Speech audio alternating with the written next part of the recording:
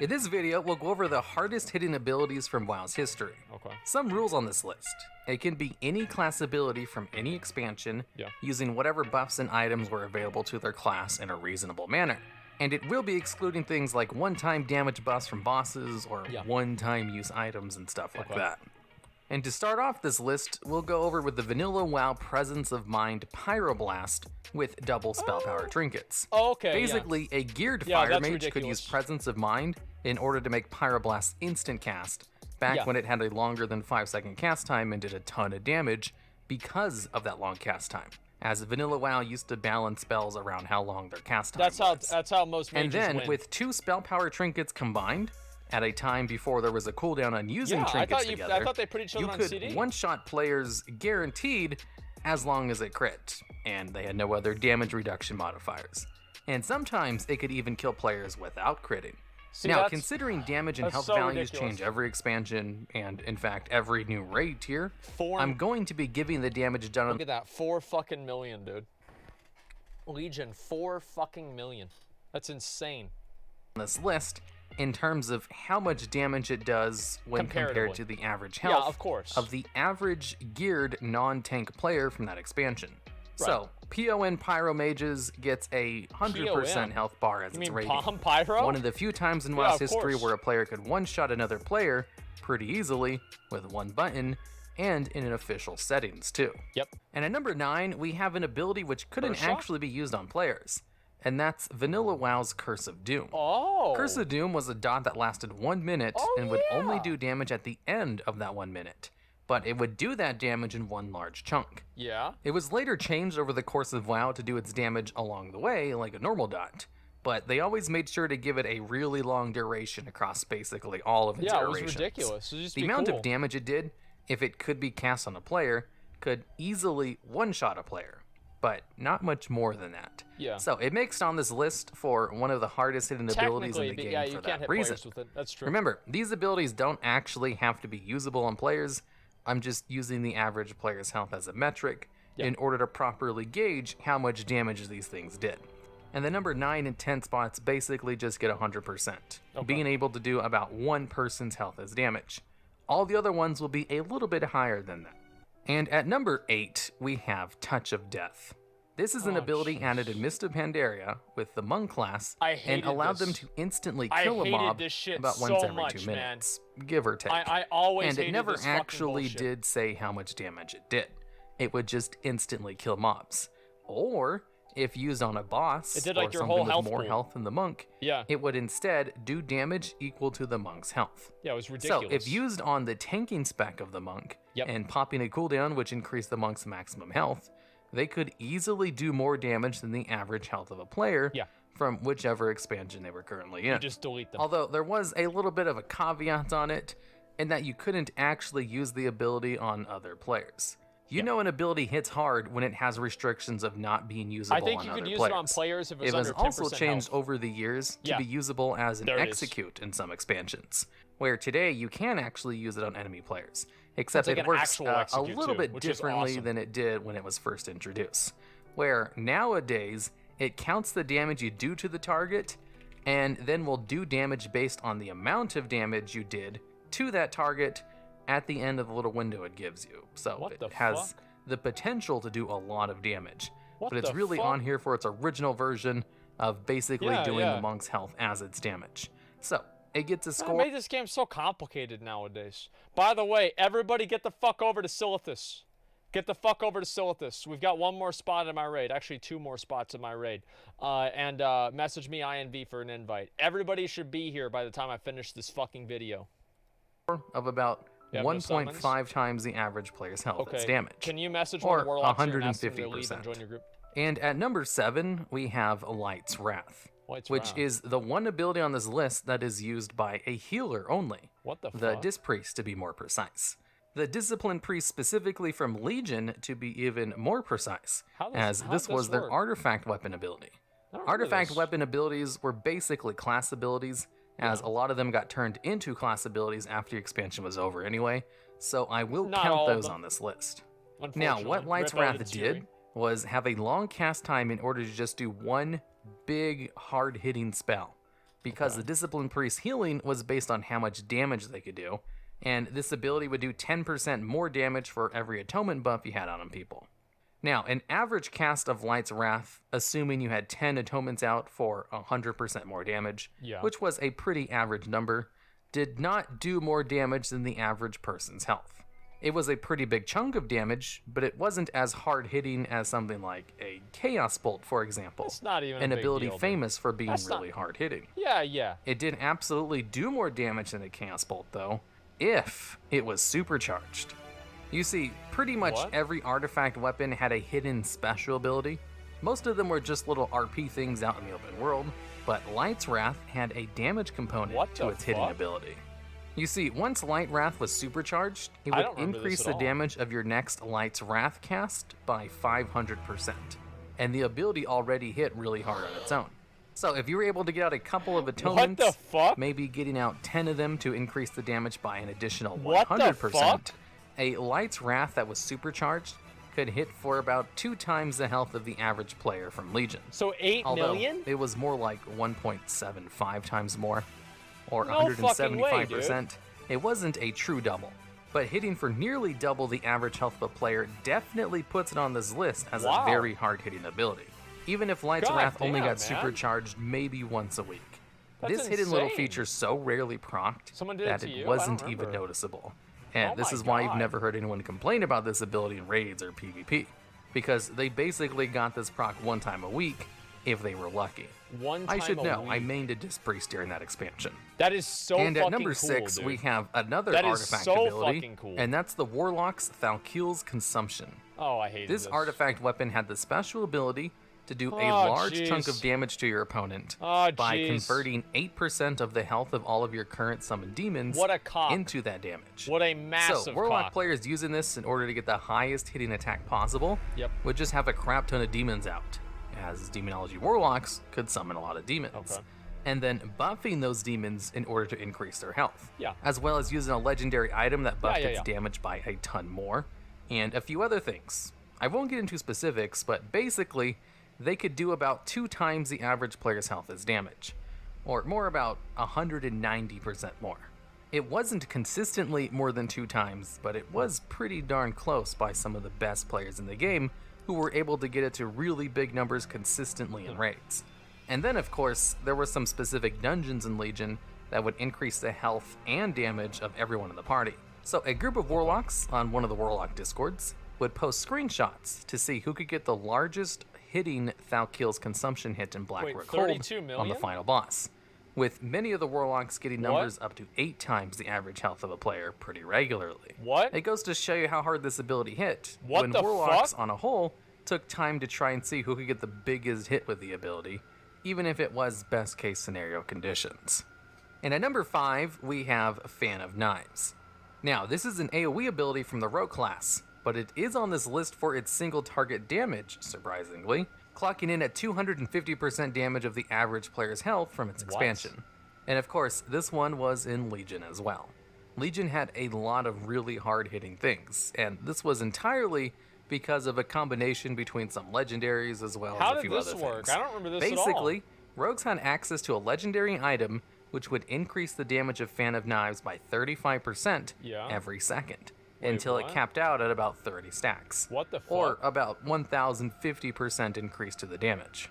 They had another legendary which gave them a 100% chance to crit while stealth, and for 5 seconds after leaving stealth. And a PvP talent which increased the damage by an additional 150% if it hit 3 targets or more. And a few other damage increases allowed this ability to always crit, do a ton of damage to a single target, as long as you hit 2 other targets as well.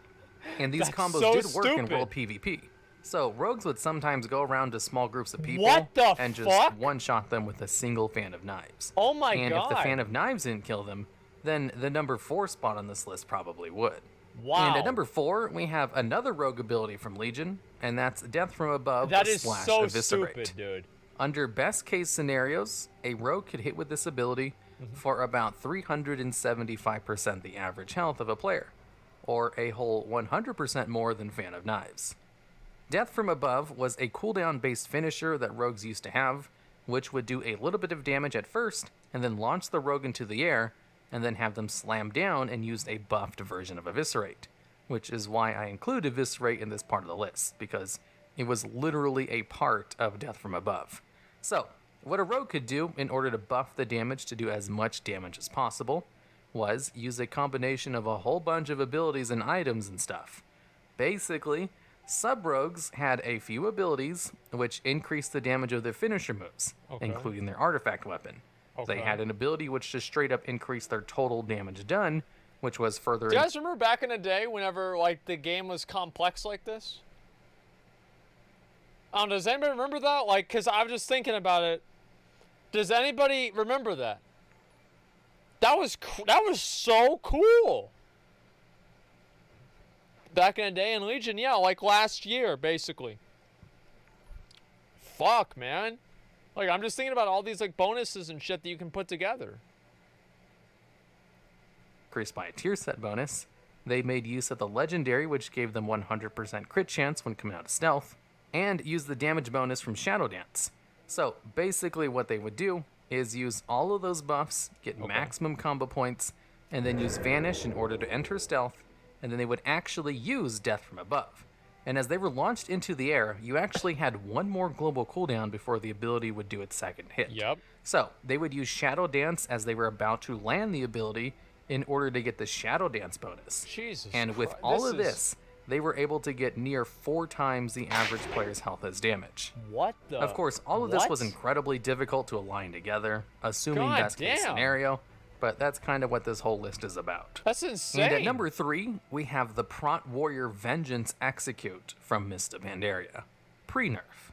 Now, normally execute abilities are the hardest hitting abilities in the game, but the average execute ability only does about 50% of the average player's health as damage under best case scenarios. I love this. Which is still a lot of damage. I was the solo tank for this exact boss. I solo tanked this boss because all the other tanks in our guild were such dog shit that I, as a DPS warrior, went to tank spec and did it for them. And I solo tanked this boss and I did 1,000,000 DPS. It was one of the best fucking times I ever had in raid. It was so awesome.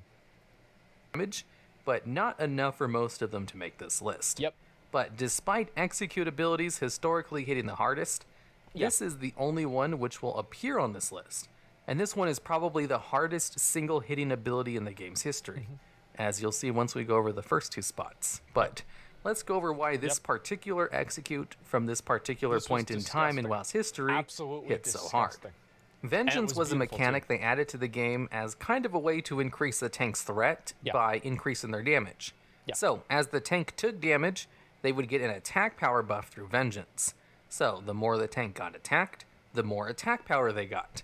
And it used to be there wasn't really a cap on Stand in the this. fire, DPS Or higher. if there was a cap, it was an incredibly big cap. Yeah. Because Prot Warriors in this particular time period of a nearly uncapped Vengeance it was totally had access broken, to the execute ability, which has historically been one of the hardest hitting execute abilities, as shown by the fact that execute abilities are named after it, and could hit with execute for about 1,800% the average health of a player, or 18 times the average player's health as damage. Now, in this time period, that was a lot of damage. A little bit too much damage, one could say. That's more than 4 times more damage than the previous spot on this list. Prot Warriors could easily top the DPS charts once it got to the execute phases. Oh, it was ridiculous. So, Blizzard added a cap to Vengeance. It was completely ridiculous. Or lowered it, if it already existed, to a point where numbers like this were no longer possible. And also, I think that you only generated Vengeance from like your primary target or something like that. I forgot what it was, but like if you had a bunch of mobs attacking you, you didn't generate Vengeance at like just a scaling number. I forgot exactly what the details were though. It was so fucking fun, man. It was so fucking fun. Not the start. Yeah, at the start, in tier 14, you were able to do this. I loved doing this. Gearing your DPS characters get blown away by a broken tank. Great game. Oh, I loved it because I was a tank. For a while, in the early days of Mist of Pandaria, Prot Warriors had the second hardest hitting ability in the game. And at number 2, we have Combustion. Combustion is a fire mage cooldown that has probably undergone the most amount of changes out of any ability in the game. But for this spot on this list, we'll be talking about Combustion specifically from Cataclysm and early MoP. Is it really What that big of a Combustion deal? did in this time was Combustion? combine all of your dots on the target into one super dot, which would then tick over the next 10 seconds. Oh. Now, this one is kind I of remember cheating this. a little bit, since I'm going to be Yeah. talking about a dot for this spot on this list, but this was one of this the did, like, hardest hitting massive abilities damage. in the game's history. So I'd be remiss if I didn't mention it and also put it at a high spot on this list, because this super dot could tick for 3,300% the average health of a player, or 33 times the average player's health as damage. This dot did so much damage, a single tick of it would qualify it for this list. What And the this fuck? Combustion super dot existed in the same time period as the Super Prot Warrior Execute from the previous spot on this list. Yeah. And here's the thing about this Yep. dot. There was Yep. also an ability in the game at the Yep. time that allowed you to spread all of your dots to all nearby targets. And this did include the Super Combustion, Oh, it giving was so fire great. mages the best AoE in the game's history. Yeah. Now, what allowed Combustion to do so much damage was mainly their Ignite ability. Yeah. They used to have a dot called Ignite, which would continuously stack every time you got a crit, as it would do about 20% of that crit's damage as a dot. And And this would stack infinitely back in vanilla. Wow. It was completely broken. I want to say one more time, guys, because we're almost done with the video. The crusade will begin very soon. So please go ahead and let's make sure that, look at this, there's some random guys trying to blow up on us. Please make sure that everybody make your way down to Silithus, start summons. All groups, make sure that you have your Warlock and you're summoning with your Warlock. We are going to begin in just a couple of minutes, okay, guys? So just letting you guys know. since this dot just constantly stacked, you could get this dot to very high numbers if your crit was high enough. So, in order to do a Super Combustion, you'd have to wait until your Ignite was at a really big level. Right. And there was even add-ons in the game at the time specifically track of it. designed to tell you when to use Combustion, because it was all revolved around how big that Ignite was, because the other dots that Fire Mages had were pretty reasonable in comparison. And because the Combustion dot relied so much on getting constant crits on one target, it was almost impossible to use it with its high numbers in PvP. So it was never a big issue in that department, and more or less just made Fire Mages really good at AoE. And there's a reason Combustion doesn't work like this today. Nowadays, Combustion just gives you 100% crit for like 10 seconds or something. Boring. They tried really hard to balance the super Boring. dot and eventually just Fucking abandoned Blizzard. the idea and changed it into a crit buff instead. What a bunch of shit. And at number 1, we have the Wreck Bomb, clocking in at 200 times the damage of the average player's health. This is another one which wasn't really done in just one tick, and in fact was the combination of thousands of hits going off at the same time. Okay. But it's a pretty famous event in WoW's history, and Yep, I'm sure people it won't mind certainly it is. appearing at the number 1 spot on this list. Basically, Paladins had this talent in vanilla WoW called Reckoning, Yeah, which they allowed did. you to store an extra attack every time you were the victim of a critical strike. Except there was no cap on the amount of extra charges you could store. So one Paladin spent 3 hours intentionally getting crit on by mobs in order to store up nearly 2,000 shards of Reckoning, and then went to the world boss, Lord Kazakh, and just smacked him a few times and killed him. It wasn't really all done in one shot. It did take Kazakh a few seconds to die, It took but I him a think few that was more of a seconds. server lag problem than it was the ability not properly I one-shotting. wish that guy had, dude. Although I wish that guy had recorded it. I wanted to see like what did his screen look like. Like what was it? Just like a million fucking 200s or something? Like I would be so fucking cool, man. I really wish he had recorded it.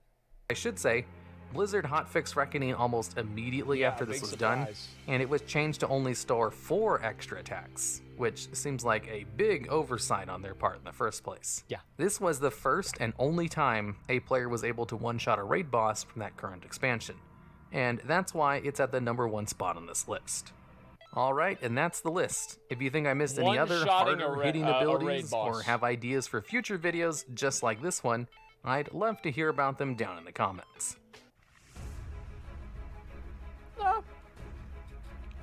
I think that was pretty good. Yeah, that made sense.